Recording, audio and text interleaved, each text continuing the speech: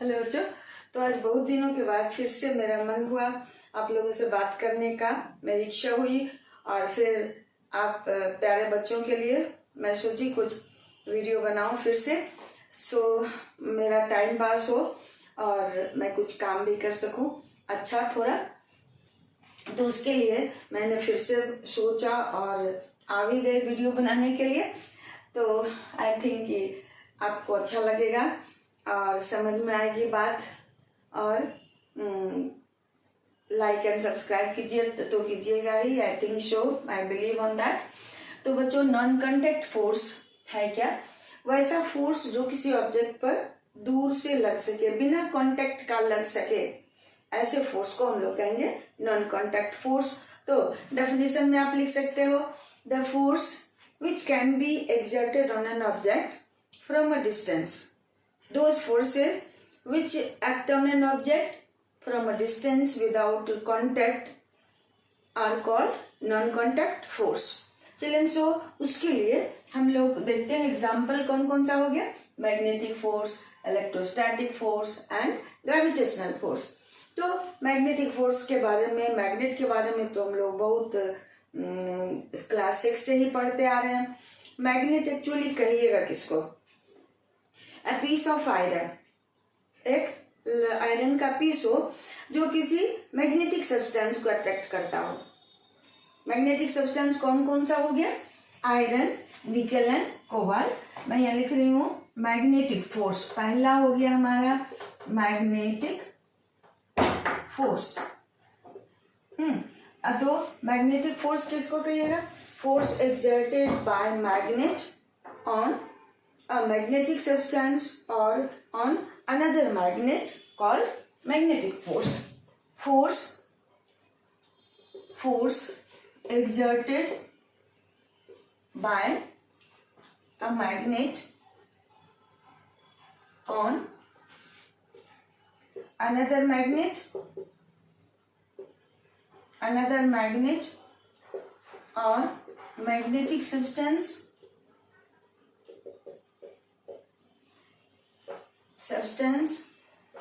called magnetic force. Magnetic force कहिएगा। तो ये मैग्नेटिक फोर्स, मैग्नेटिक सब्सटेंस कौन कौन सा है? Iron, nickel and cobalt are the magnetic substances. Okay, एक स्टील भी है बट उसका एक जो वेराइटी है स्टेनलेस स्टील, वो नहीं होगा मैग्नेट मीन्स। अब क्योंकि स्टील में आयरन मिला हुआ है, इसलिए उसको भी मैग्नेट अट्रैक्ट करता है। और स्टील के प्योरिटी को हम मैग्नेट से चेक करते हैं ऐसे कि अगर जो स्टील प्योर होगा देन वो मैग्नेट से अट्रैक्ट नहीं होगा, और अगर उसमें ज्यादा आयरन मिला होगा वो मैग्नेट से अट्रैक्ट हो जाएगा। तो बच्चों, आयरन, निकल एंड कोबाल्ट क्या है? मैग्नेटिक सब्सटेंस है। इन मैग्नेटिक सब्सटेंस को मैग्नेट अट्रैक्ट कर सकता है, और मैं दूसरे मैग्नेट के अपोजिट पोल को भी अट्रैक्ट करता है। मीन्स क्या? एक मैग्नेट का नॉर्थ पोल दूसरे मैग्नेट के साउथ पोल को अट्रैक्ट करेगा और दूसरे मैग्नेट के नॉर्थ पोल को रिपेल करेगा। तो इसे मैं आपको दिखा रही हूँ यहाँ। देखिए, ये दो मैग्नेट है हमारा, ठीक है। तो अब देखिए बच्चों, ये देख रहे हो ना, ये पॉइंट जो मार्क है, perhaps you can see this one. ये मैं इसे ले आ रही हूँ तो ये क्या हो रहा है? एक दूसरे से दूर भाग रहा है। लेकिन जब इसका अपोजिट पोल आ रहा है तो एक दूसरे को अट्रैक्ट कर रहा है। तो एक मैग्नेट दूसरे मैग्नेट पर फोर्स लगाता है, लेकिन वो कैसा फोर्स हो सकता है? अट्रैक्टिव भी हो सकता है और रिपल्सिव भी हो सकता है। लेकिन मैग्नेट और एक और मैग्नेट मैं आपको दिखा रही हूँ। देखो, मैं दूर से इस मैग्नेट के एक पोल को घुमा रही हूँ, और इसके साथ क्या हो रहा है? इसका अपोजिट पोल, इस मैग्नेट का अपोजिट पोल इससे अट्रैक्ट होके जिस डायरेक्शन में इसे मैं घुमा रही हूँ उसी डायरेक्शन में ये मैग्नेटिक निडल घूम रहा है। तो इसका मतलब है ये मैग्नेट इस मैग्नेटिक निडल पर फोर्स लगा रहा है, ठीक है। तो ये जो फोर्स है ये दूर से ही लग सकता है किसी ऑब्जेक्ट पर, किसी ऑब्जेक्ट पर नहीं, मैग्नेटिक सब्सटेंस पर। देखो जैसे ये मैग्नेट है और ये मैग्नेटिक सब्सटेंस अट्रैक्ट हो गया, ठीक है। अब दूसरा मैग्नेटिक सब्सटेंस मैं लेती हूँ। देखो ये मैग्नेटिक सब्सटेंस, ये मैग्नेटिक सब्सटेंस सारा इससे अट्रैक्ट हो गया। तो इस तरह का जो फोर्स है उसे हम लोग कहेंगे मैग्नेटिक फोर्स। और मैग्नेटिक फोर्स चूंकि कुछ दूर से भी किसी ऑब्जेक्ट पर एक्सर्ट हो सकता है, इसलिए इसे हम लोग कहते हैं नॉन कॉन्टैक्ट फोर्स। यहाँ से ये इससे अट्रैक्ट हो जाएगा, यहाँ से अट्रैक्ट हो गया, तो इस ये जो फोर्स हुआ magnetic force, non contact force हुआ, ठीक है बच्चों। तो ऐसे तो मैग्नेट का बहुत सा मैग्नेट का प्रॉपर्टी है, वो भी हम पढ़ सकते थे, बट हम लोग के क्लास 8 स्टैंडर्ड में मैग्नेटिक फोर्स के बारे में है। ये क्यों नॉन कॉन्टैक्ट फोर्स है ये हमें जानना है, ठीक है बच्चों। तो मैग्नेट, ये हमारा हो गया मैग्नेटिक फोर्स, ठीक है। अब नेक्स्ट वन मैं डिस्क्राइब करने जा रही हूँ ये इलेक्ट्रोस्टैटिक फोर्स, ओके।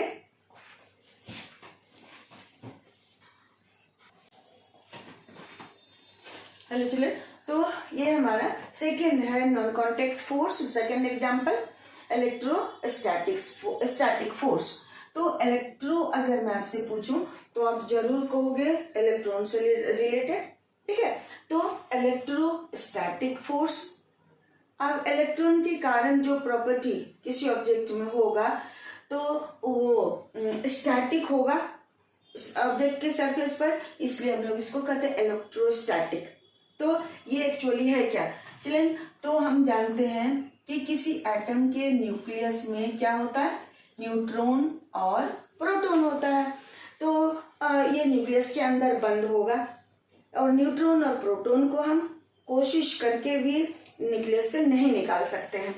अब इसके चारों ओर ऑर्बिट बना होता है, पाथ बना होता है। क्या होता है, पाथ, जिस पर कि इलेक्ट्रॉन घूमते रहता है। और आपको पता ये भी है कि पहले ऑर्बिट में कितना इलेक्ट्रॉन होगा, 2 इलेक्ट्रॉन होगा, दूसरे में 8 इलेक्ट्रॉन होगा। इस तरह से नंबर ऑफ इलेक्ट्रॉन अलग अलग ऑर्बिट में फिक्स है। लेकिन क्या होता है कि किसी एटम के आउटर मोस्ट ऑर्बिट में जितना इलेक्ट्रॉन होगा उसको हम लोग कहते हैं फ्री इलेक्ट्रॉन। उसी को आप केमिस्ट्री में पढ़िएगा वैलेंस इलेक्ट्रॉन भी। वही इलेक्ट्रॉन केमिकल रिएक्शन में पार्टिसिपेट भी करता है। तो ये सब जो इलेक्ट्रॉन आउटर मोस्ट ऑर्बिट में होता है उसको हम लोग कहेंगे फ्री इलेक्ट्रॉन। अब देखिए ये इस फ्री इलेक्ट्रॉन के साथ क्या होता है, तो ये फ्री इलेक्ट्रॉन क्या होता है, नाम से ही क्लियर है कि फ्री इलेक्ट्रॉन क्या करेगा, एक एटम से दूसरे एटम में भी जा सकता है, पूरे ऑब्जेक्ट में ये घूम सकता है, और ये इसको हम जब रगड़ेंगे 2 ऑब्जेक्ट को तो ये फ्री इलेक्ट्रॉन दूसरे पर ट्रांसफर भी हो सकता है। तो क्या होगा, इस तरह से ये फ्री इलेक्ट्रॉन ट्रांसफर भी हो सकता है। लेकिन रगड़ने के पहले किसी एटम में, किसी ऑब्जेक्ट पर इक्वल नंबर में इलेक्ट्रॉन और प्रोटॉन होता है। और हम लोग ये भी जानते हैं कि 1 इलेक्ट्रॉन कंसिस्ट ऑफ कितना, -1.6 इंटू 10⁻⁻⁹ कूलम चार्ज। और एक proton, 1 proton consist of 1.6 into 10⁻⁻⁹ coulomb charge. Coulomb charge का एसआई यूनिट है, कूलम चार्ज का एसआई यूनिट है। तो बच्चों ये एक इलेक्ट्रॉन पर इतना चार्ज हुआ, एक प्रोटॉन पर इतना चार्ज हुआ। आप क्या देख रहे हो, मैग्नीट्यूड दोनों का इक्वल है, लेकिन इलेक्ट्रॉन में माइनस साइन और प्रोटॉन में प्लस साइन है। यानी कि इलेक्ट्रॉन नेगेटिवली चार्ज पार्टिकल है और प्रोटॉन पॉजिटिवली चार्ज पार्टिकल है। और किसी एटम में जब भी होगा तो equal number of electron and proton होंगे, इसलिए वो एटम क्या कहलाता है, electrically neutral. An atom is electrically neutral due to equal number of electron and proton, ठीक है। अब ये तो इलेक्ट्रिकली न्यूट्रल हुआ एटम। उसी तरह से किसी ऑब्जेक्ट पर वो एटम से बना होगा, उसमें इलेक्ट्रॉन प्रोटॉन होगा, तो वो इलेक्ट्रिकली न्यूट्रल होगा। अब जब हम एक ऑब्जेक्ट को, किसी ऑब्जेक्ट को हम दूसरे ऑब्जेक्ट से रब करते हैं, रगड़ते हैं, लाइक प्लास्टिक कॉम को हम प्लास्टिक, ये मेरे पास प्लास्टिक रूलर है बच्चों, तो ये मैं अपने सूखे बाल से इसे मैं रगड़ती हूँ, प्लास्टिक रूलर है। देखिए, तो प्लास्टिक रूलर क्या करेगा, पीसेज ऑफ पेपर को अपनी ओर अट्रैक्ट करता है। वैसे पहले मैं इसे ले जाती हूँ, इसी के पास क्या देख रहे हो, ये इससे पीसेज ऑफ पेपर अट्रैक्ट नहीं हो रहा है। अब मैं क्या करती हूँ, इसे अपने बाल से, अपने हेयर से इसे रगड़ती हूँ, ठीक है। इसे मैं रगड़ती हूँ तो देखो क्या होता है, इसमें ये पीसेज ऑफ पेपर को अपनी ओर अट्रैक्ट करता है। देख रहे हो, कम रगड़ने के कारण ये अट्रैक्शन कम है। तो जब हम प्लास्टिक रूलर को अपने बाल से रगड़ते हैं तो some of the electron from the plastic ruler get transferred on the hair. Some of the electrons from the hair, sorry children, some of the electrons from the hair get transferred on the ruler. अब क्या होगा, hair में electron की कमी और ruler में electron access हो जाएगा। तो हेयर में इलेक्ट्रॉन की कमी के कारण क्या होगा, हेयर पर पॉजिटिव चार्ज होगा और रूलर पर अब इलेक्ट्रॉन ज्यादा हो गया तो उस पर क्या होगा, नेगेटिव चार्ज होगा।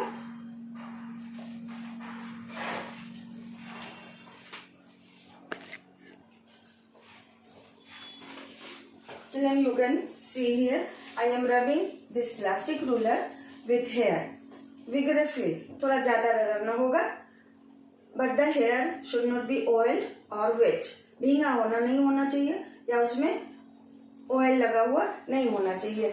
अब मैं इसे जो पेपर के पास ले जा रही हूँ, तो यू मस्ट बी सीइंग कि पीसेज ऑफ पेपर इससे अट्रैक्ट हो जा रहा है। तो ये जो इस तरह से जब किसी ऑब्जेक्ट पर चार्ज होता है तो क्या हुआ, हम क्या बताया आपको, बाल से इलेक्ट्रॉन निकल के चला गया रूलर पर। अब बाल में इलेक्ट्रॉन की कमी, यानी कि अब प्रोटॉन उसमें ज्यादा हो गया, पहले तो दोनों इक्वल था, अब इलेक्ट्रॉन इस पर चला आया तो बाल पर पॉजिटिव चार्ज और प्लास्टिक रूलर पर नेगेटिव चार्ज हो गया। इस तरह से जब दो ऑब्जेक्ट चार्ज को आपस में हम लोग रगड़ते हैं तो एक पर पॉजिटिव चार्ज और दूसरे पर नेगेटिव चार्ज होता है, और ये चार्ज नेगेटिव चार्ज हो गया, and then the objects are said to be charged. So when two things are rubbed together, what happens? Due to the unequal distribution of electrons and proton on the two objects, they are said to be charged. क्या कहिएगा? Unequal distribution करने का मतलब क्या? बाल से electron निकल के प्लास्टिक रूलर पर चला गया, then the ruler has negative charge and the hair has positive charge. By this way, दोनों पर सिर्फ इलेक्ट्रॉन के ट्रांसफर के कारण दोनों पर चार्ज हो गया और they are said to be charged object. पहले तो नहीं था, इलेक्ट्रॉन प्रोटॉन रहते हुए भी, क्योंकि वो दोनों नंबर में सेम थे इसलिए वो दोनों चार्ज नहीं कहलाए। लेकिन जब हम उसको आपस में रगड़ते हैं, बाल से हेयर से हम अपना रगड़ते हैं, तो इलेक्ट्रॉन का अनइक्वल डिस्ट्रीब्यूशन हो गया, हेयर से इलेक्ट्रॉन का ट्रांसफर रूलर पर हो गया, then the ruler has negative charge and hair has positive charge. बच्चों, तो आप I think you will be now able to explain when we say that an object is charged, when an object gains more number of electron or loses electron, then the object is said to be charged. जब वो gain करेगा negative charge, जब वो lose करेगा then the object will have positive charge. अब मैं आपको balloon से दिखाती हूँ। बच्चों देखो, ये I have taken 2 balloons inflated, है ना। 2 इन्फ्लेटेड बलून हम लिए हैं। अब देखिए, अब ये दोनों बलून एक दूसरे के करीब है, ठीक है। दोनों के बंधे हुए स्ट्रिंग को जब मैं पकड़ती हूँ तो ये दोनों एक दूसरे के करीब है। लेकिन जब मैं इस दोनों बैलून को क्या करेंगे, अपने बाल से रगड़ लेते हैं। या सपोज एक मेरे पास ये प्लास्टिक वो बैग है, इस बैग से दोनों ही बैलून को मैं रगड़ देती हूँ। दोनों बैलून को जब आप रगड़ दोगे तो क्या देखोगे कि ये एक दूसरे दोनों को, चूंकि एक ही चीज से हम रब कर रहे हैं, तो अब क्या होगा, ये दोनों एक दूसरे से दूर भागेगा। जब मैं स्ट्रिंग को पकड़ती हूँ तो ये देखिए एक दूसरे से दूर जाएगा। इस तरह से ये क्या हो गया, दोनों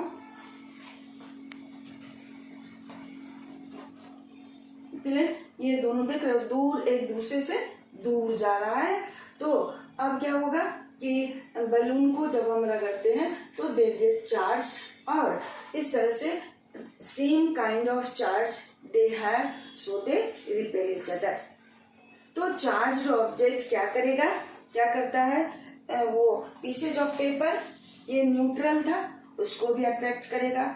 चार्ज्ड ऑब्जेक्ट अपोजिट चार्ज वाले ऑब्जेक्ट को भी न्यूट्रल करेगा, अट्रैक्ट करेगा, और सेम चार्ज वाले ऑब्जेक्ट को रिपेल करेगा।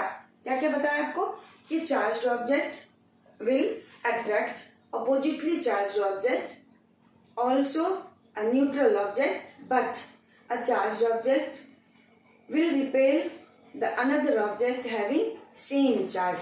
So इस तरह से हम लोग क्या कर सकते हैं कि the force of attraction exerted by a charged body on another neutral body or charged body called electrostatic force. और electrostatic क्यों कहिएगा, क्योंकि ये ऑब्जेक्ट के सरफेस पर स्टैटिक रहता है। They don't flow through the object, a substance, and they are called electrostatic force. लेकिन अगर आप इसके जगह कोई मेटल लेते हो, कंडक्टर लेते हो, और उसको जब रब कीजिएगा, रगड़िएगा, तो उस पर चार्ज प्रोड्यूस होगा। लेकिन क्या होगा, चार्ज हम लोग के बॉडी के थ्रू वो अर्थ में चला जाएगा और उस पर कोई चार्ज नहीं रहेगा। लेकिन इसके साथ नहीं होता, इस पर चार्ज स्टैटिक रहता है, इसलिए हम लोग कहते हैं इसको इलेक्ट्रोस्टैटिक फोर्स।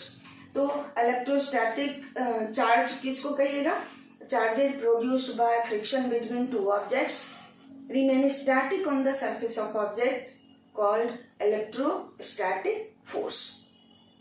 बच्चों, आई थिंक कि इलेक्ट्रोस्टैटिक फोर्स क्लियर हो गया होगा। Let me recall again once. यहाँ इस डायग्राम में क्या हमने आपको बताया कि न्यूक्लियस में न्यूट्रॉन एंड प्रोटॉन होगा, इलेक्ट्रॉन इसके चारों ओर घूमेगा। आउटर मोस्ट ऑर्बिट में जो इलेक्ट्रॉन रहता है उसे हम लोग कहते हैं फ्री इलेक्ट्रॉन। तो क्या होता है कि जब किसी एटम में equal number of electron and proton रहने के कारण वो क्या होगा, इलेक्ट्रिकली न्यूट्रल होगा।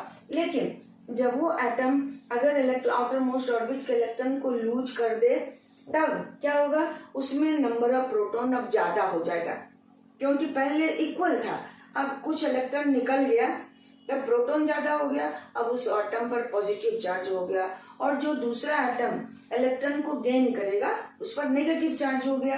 अब तो एक इलेक्ट्रॉन पर नेगेटिव चार्ज इतना, एक प्रोटॉन पर पॉजिटिव चार्ज इतना हुआ। अब कोई ऑब्जेक्ट है जिसका एग्जाम्पल हमने लिया था, ये प्लास्टिक रूलर, ये अभी न्यूट्रल है क्योंकि इसमें equal number of electron and proton है। जब इसको हमने बाल में के साथ फ्रिक्शन कराया, रगड़ा, तो क्या हो गया, कुछ इलेक्ट्रॉन इस पर आ गया, जिसके कारण इस पर नेगेटिव चार्ज और मेरे बाल पर पॉजिटिव चार्ज हो गया। अब दोनों अपोजिट चार्ज ऑब्जेक्ट हो गए, क्योंकि एक ने इलेक्ट्रॉन लूज किया, दूसरे ने गेन किया। अब चूंकि हम बाल पर क्या कर रहे हैं, पॉजिटिव चार्ज है, अब से पूरे बाल पर पॉजिटिव चार्ज है, तो क्या होगा, एक दूसरे को वो रिपेल करेगा और द हेयर विल गेट डिसअरेंज्ड। लेकिन फिर से इस रूलर को आप अच्छे से रगड़ के फिर से उठाना चाहोगे तो इसके साथ बाल अट्रैक्ट हो जाएगा। तो वहां क्या हो गया, unlike charges attract each other. ये इस रूलर ने स्मॉल पीसेज ऑफ पेपर को भी अट्रैक्ट किया। इस तरह से वो क्या हो गया आपका, charge ruler attracts neutral object like pieces of paper. तो ये जो फोर्स किसी चार्ज ऑब्जेक्ट के कारण दूसरे न्यूट्रल ऑब्जेक्ट पर या चार्ज ऑब्जेक्ट पर लगता है, इसको हम लोग कहते हैं इलेक्ट्रोस्टैटिक फोर्स। ओके चले, सो ये भी दूर से ही किसी ऑब्जेक्ट पर लग सकता है, इसलिए इसको हम लोग कहते हैं नॉन कॉन्टैक्ट फोर्स। ओके